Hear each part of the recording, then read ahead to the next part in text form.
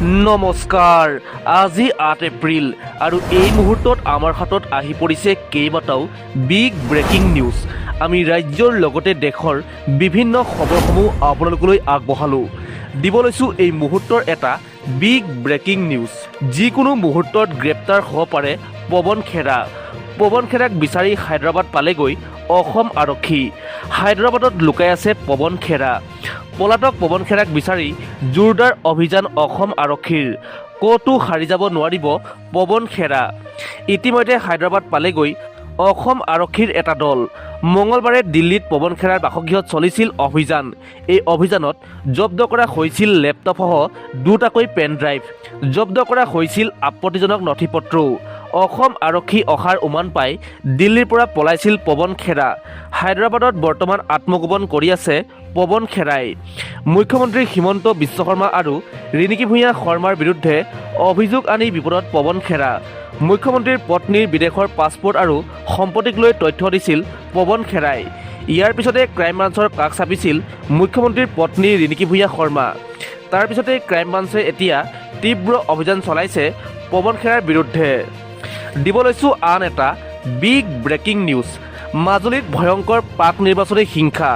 নিৰ্বাচনৰ নামত হিংসতাৰ চৰমসীমা অতিক্ৰম কৰিলে বিজেপিয়ে। মাজুলীত কংগ্ৰেছৰ সমৰ্থকক চোকা অস্ত্ৰৰে আক্ৰমণ বিজেপিৰ ভেৰুণীয়া গুণ্ডাৰ।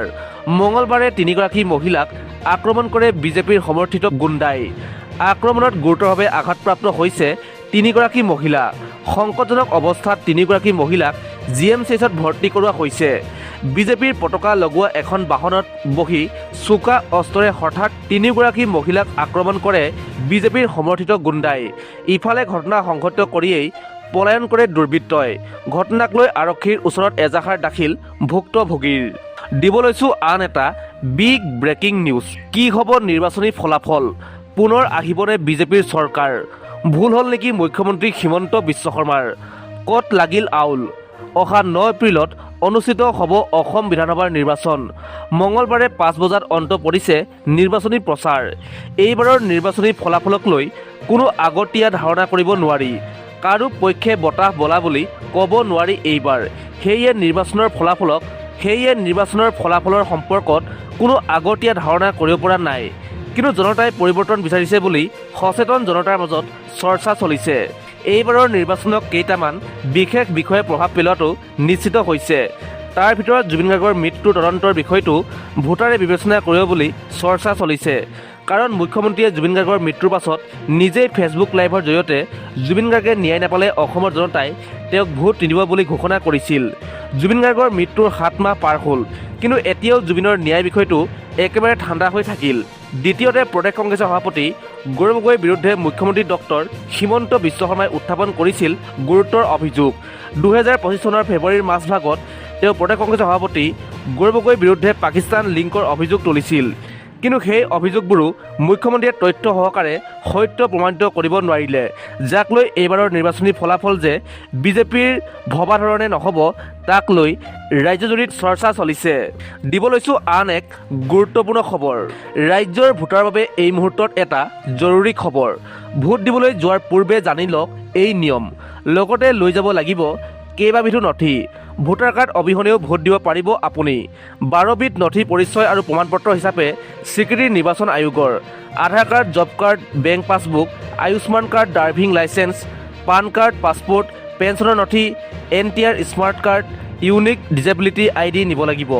প্ৰথমবাৰৰ বাবে EVM-ত থাকিব প্ৰাৰ্থীৰ ৰঙীন ফটো। এটা ভোট কেন্দ্ৰত 1200 লোকৰ ভোট গ্ৰহণৰ ব্যৱস্থা এইবাৰ কৰা হৈছে। প্ৰথমৰ বাবে ভোটগ্ৰহণ কেন্দ্ৰত ভোটাৰে নিব নোৱাৰিব মোবাইল ফোন। ভোট কেন্দ্ৰৰ 100 কিলোমিটাৰ দূৰত থৈ যাব লাগিব মোবাইল ফোন। এই কঠোৰ নিয়ম জাৰি কৰিছে নিৰ্বাচনী আয়োগে। দিব লৈছোঁ আন এক গুৰুত্বপূৰ্ণ খবৰ। পুনৰ ৰাইজৰ ৰোষত সাংসদ তেৰছ গোৱালা। দুলেজনৰ বকুলনিত নিৰ্বাচনী প্ৰচাৰ চলাবলৈ গৈ বাধাৰ সন্মুখীন তেৰছ গোৱালা। নিৰ্বাচনী প্ৰচাৰৰ সময়সীমা অন্ত হোৱাৰ পাছতো ৰামেশ্বৰ তেলীৰ হৈ প্ৰচাৰৰ বাবে গৈছিল সাংসদগৰাকী। নিৰ্বাচন আয়োগৰ নিয়মসমূহ জানে নে নাজানে বুলি সাংসদগৰাকীক জবাবদিহি কৰে স্থানীয় ৰাইজে। ইফালে বিগত 10 বছৰে শাসনত থাকিও পথৰ মেৰামতি নকৰাৰ বাবে ক্ষোভিত হৈ পৰে স্থানীয় ৰাইজে। কিহৰ ভিত্তিত ৰামেশ্বৰ তেলীৰ হৈ ভোট বিচাৰি অহা বুলিও প্ৰশ্ন সাংসদ তেৰছ গোৱালাক। ৰাইজৰ উন্নয়নৰ বিপৰীতে নিজেহে পৰ্বতসহ সম্পত্তি গৰাকী হোৱা বুলি খুব স্থানীয় জনতাৰ বিভিন্ন প্ৰশ্নৰে থকা হৰকা কৰি সাংসদ তেৰছ গলাক পহুখেদা দিলে ৰাইজে। দিব লৈছোঁ আন এক বিগ ব্ৰেকিং নিউজ। দেশৰ টোলগেটত কৰ পৰিশোধৰ নিয়ম সাল সলনি। নগদ ধনেৰে টোল টেক্স পৰিশোধ কৰিব নোৱাৰিব। কেছ মাধ্যমেৰে টোল টেক্স পৰিশোধ বন্ধ হ'ব।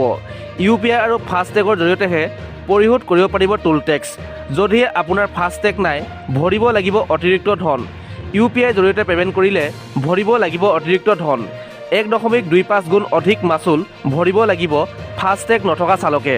অৰ্থাৎ টোল কৰ 100 টকা হ'লে দিব লাগিব 125 টকা। 10 এপ্ৰিলৰ পৰা প্ৰতিখন টোল গেটত প্ৰযোজ্য হ'ব এই নতুন নিয়ম। পথ পৰিবহণ আৰু ঘাইপথ মন্ত্ৰালয়ে জাৰি কৰিলে নতুন নিয়ম। 10 এপ্ৰিলৰ পৰা টোল গেটত প্ৰযোজ্য নহ'ব নগদ ধন। দিব লৈছোঁ আন এটা বিগ ব্ৰেকিং নিউজ। দেশৰ ভিতৰত সবাতোতকৈ এক ডাঙৰ ঘটনা সংঘটিত হৈছে। জিমাত থকা অভিযুক্তক প্ৰহাৰ কৰি মহা বিপদত আৰক্ষী। 9জনকৈ আৰক্ষীক মৃত্যুদণ্ডৰ ৰায় আদালতৰ। জিমাত থকা পিতা পুত্ৰৰ আৰক্ষীৰ প্ৰহাৰত হৈছিল মৃত্যু। ক'ভিডৰ লকডাউনৰ নীতি উলংঘা কৰাৰ অভিযোগত কৰিছিল গ্ৰেপ্তাৰ। হটন কুলাম আৰক্ষী থানাত বন্দী কৰি ৰখা হৈছিল পিতা পুত্ৰক। 2020 চনৰ জুন মাহত পিতৃ পুত্ৰক জিম্বাত নিৰ্যাতন চলাইছিল আৰক্ষীয়ে। হত্যাৰ গোচৰত দোষী সাব্যস্ত হোৱা 9 আৰক্ষীক মৃত্যুদণ্ডৰ শাস্তি প্ৰদান। তামিলনাডুৰ এখন আদালতৰ ঐতিহাসিক ৰায়দান।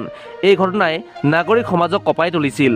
পি জয়াছ আৰু পুত্ৰ জে বেনিকছৰ ঘটনা ৰাজনৈতিক ইছ্যু হৈ পৰিছিল। ন্যায়াধীশ জি মুথুকুমাৰনে 23 মাৰ্চত 9 আৰক্ষী দোষী বুলি দিয়ে ৰায়দান। ই মানৱ অধিকাৰৰ ওপৰত আক্ৰমণ বুলি উল্লেখ কৰে ন্যায়াধীশগৰাকীয়ে। দিব লৈছোঁ আন এটা বিগ ব্ৰেকিং নিউজ। পাকিস্তানত লকডাউন। বেয়াৰ ফালে ঢাল খাইছে পাকিস্তানৰ পৰিস্থিতি। মধ্যপ্ৰাচ্যৰ যুদ্ধৰ বাবে ভয়ংকৰ সংকটৰ ফালে পাকিস্তান। উপায়ন্তৰ হৈ পাক চৰকাৰৰ মিনি লকডাউনৰ সিদ্ধান্ত। শ্বেহবাজ চৰকাৰে স্মাৰ্ট লকডাউন জাৰি কৰাৰ সিদ্ধান্ত লৈছে। পঞ্জাৱ, খাইবাৰ পাখতুনখোৱা, বেলুচিস্তান, ইছলামাবাদ, গিলগিট বাল্টিস্তান, আজাদ জম্মু কাশ্মীৰৰ বজাৰ, শ্বপিং মল সন্ধিয়া 8 বজাত বন্ধ কৰাৰ সিদ্ধান্ত। পেট্ৰলিয়াম সামগ্ৰীৰ ৰূপায়ণ, শক্তি সংৰক্ষণৰ ক্ষেত্ৰত পদক্ষেপ পাকিস্তানৰ আৰু মিতব্যয়ী পদক্ষেপৰ সন্দৰ্ভত এক গুৰুত্বপূৰ্ণ বৈঠক। বেকাৰী, ৰেষ্টুৰেণ্ট, তন্দুৰ নিশা 10 বজাৰ পাছত বন্ধ থাকিব। বিবাহ ভৱন, অন্যান্য বাণিজ্যিক স্থান নিশা 10 বজাত বন্ধ থাকিব। চিকিৎসালয়, ফাৰ্মাচী খোলাৰ সময় এই নিষেধাজ্ঞাৰ পৰা ৰেহাই দিয়া হৈছে। দিব লৈছোঁ আন এক গুৰুত্বপূৰ্ণ খবৰ। অৱশেষত ইৰাণৰ ওচৰত নতশিৰ মাৰ্কিন ৰাষ্ট্ৰপতি ডনাল্ড ট্ৰাম্পৰ। ইৰাণৰ ওচৰত হাৰ মানিলে নিজকে বিশ্বৰ শক্তিশালী নেতা বুলি অভিহিত কৰা ৰাষ্ট্ৰপতি ট্ৰাম্পে প্ৰায় 40 দিনৰ অন্তত ইৰাণৰ চৰ্ত মানি যুদ্ধ বিৰতি ঘোষণা আমেৰিকাৰ। 2 সপ্তাহৰ বাবে সাময়িকভাৱে যুদ্ধ বিৰতি ঘোষণা 2 ৰাষ্ট্ৰৰ। যুদ্ধ বিৰতি ঘোষণাৰ পাছতে আনুষ্ঠানিকভাৱে ইৰাণে জাৰি কৰিলে বিবৃতি। অৱশেষত আমেৰিকা আৰু ইৰাণে ঘোষণা কৰিলে যুদ্ধ বিৰতি। যুদ্ধ বিৰতিৰ বাবে 10টাকৈ চৰ্ত আৰোপ ইৰাণৰ। প্ৰথম চৰ্ত আছিল অহিংসাৰ প্ৰতি দায়বদ্ধ হ'ব লাগিব আমেৰিকা। দ্বিতীয়তে হৰমুজ জলদ্বীপৰ ওপৰত ইৰাণৰ নিয়ন্ত্ৰণ অব্যাহত ৰখা। সকলো প্ৰাথমিক আৰু কঠোৰ নিষেধাজ্ঞা আঁতৰাই দিয়া। ৰাষ্ট্ৰসংঘৰ নিৰাপত্তা পৰিষদৰ সকলো প্ৰস্তাৱ শেষ কৰা। IAEA বৰ্ড অৱ গভৰ্ণৰৰ সকলো প্ৰস্তাৱ বাতিল কৰা। দিব লৈছোঁ আন এক গুৰুত্বপূৰ্ণ খবৰ। এতিয়া নজৰ দিওঁ আজিৰ শ্বেয়াৰ বজাৰৰ অৱস্থালৈ। আজি 8 এপ্ৰিল বুধবাৰে ভাৰতীয় শ্বেয়াৰ বজাৰত জোৰদাৰ উত্থান দেখা গৈছে। BSE, চেনচেক্স আৰু NSE নিফটি দুয়োটা সূচকে ডাঙৰ লাভৰ সৈতে ট্ৰেডিং কৰি আছে। সকলো খবৰ অনুসাৰে চেনচেক্স প্ৰায় 2800 পইণ্টতকৈ অধিক বৃদ্ধি পাইছে আৰু নিফটি 23900 স্তৰৰ ওপৰত উঠি গৈছে, যিটো বিনিয়োগকাৰীৰ বাবে ইতিবাচক সংকেত বুলি ধৰা হৈছে। বিশেষজ্ঞসকলৰ মতে মধ্যপ্ৰাচ্যত চলি থকা উত্তেজনাৰ মাজত আমেৰিকা আৰু ইৰাণৰ মাজত অস্থায়ী যুদ্ধ বিৰতি ঘোষণাৰ পাছত বিশ্ব বজাৰৰ ইতিবাচক পৰিৱেশ সৃষ্টি হৈছে। ইয়াৰ ফলত ভাৰতীয় শ্বেয়াৰ বজাৰতো বিনিয়োগকাৰীৰ আত্মবিশ্বাস বৃদ্ধি পাইছে। আজিৰ ব্যৱসায়ত HDFC বেংক, বাজাজ ফাইনেন্স আৰু টাটা গ্ৰুপৰ কিছুমান শ্বেয়াৰ ভাল লাভৰ সৈতে ট্ৰেডিং কৰা দেখা গৈছে। বিশ্লেষকসকলে কয়, যদি বিশ্ব বজাৰৰ পৰিস্থিতি স্থিৰ থাকে তেন্তে আগন্তুক দিনসমূহতো ভাৰতীয় শ্বেয়াৰ বজাৰত ইতিবাচক গতি অব্যাহত থাকিব পাৰে।